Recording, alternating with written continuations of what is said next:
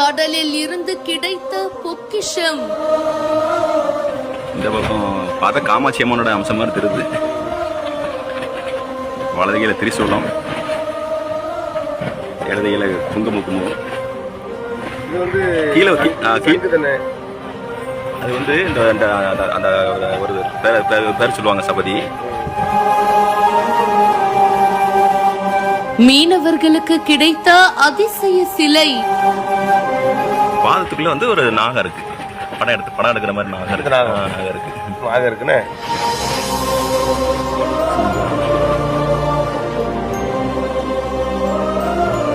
200 ஆண்டுகள் பழமையானதாக இருக்கலாங்கிற எங்கள் கணிப்பு.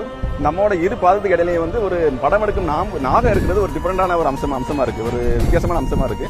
இது பாண்டியர்களோட கலையத்தில் உள்ளதாக தான் சொல்றாங்க. சோழர் காலத்தில் உள்ள ஸ்டைல் கிடையாது, பாண்டியர் ஸ்டைலில் உள்ளதான். உங்க மதுரைக்கு இந்த பக்கத்தில் உள்ள ஸ்டைலில் உள்ளதாங்க சபையில் கூட்டா இருக்கு. தூத்துக்குடி பக்கத்துல இருக்கிற தருவைக்குளம் மீனவ கிராமத்துல, இந்த மீனவ கிராமத்துல பாத்தீங்கன்னா கடல் பகுதியில நிறுத்தி வைக்கப்பட்டிருந்த ரூபன் அப்படின்றவருடைய நாட்டு படகுல ரெக்கைகள் பழுதாயிருக்கு. அண்ட் அதை தொடர்ந்து